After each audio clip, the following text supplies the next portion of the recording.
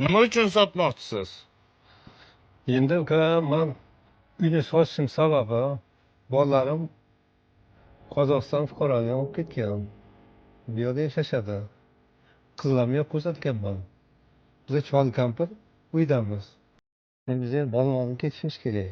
Sabab shu, shuning uchun sotmayapti. Qibriy tumani Sharq mahalla Shaffof ko'chada 17-chi uyimiz sotilyapti. Maydoni 8 sotuv.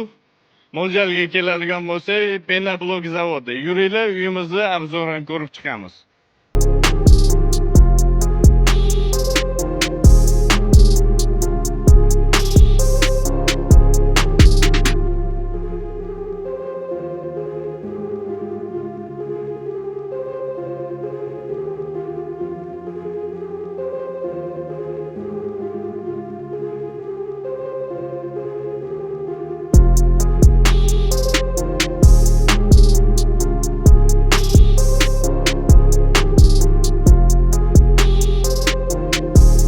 Narxiga keladigan bo'lsa, necha pulga olasiz?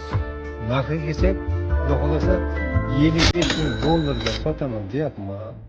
Bo'stonliq bozordan kelganga ozgina kelishtirgan. Like, comment bosishdan chiqmasin, Bo'stonliq uy bozoriga obuna bo'lib qo'yamiz.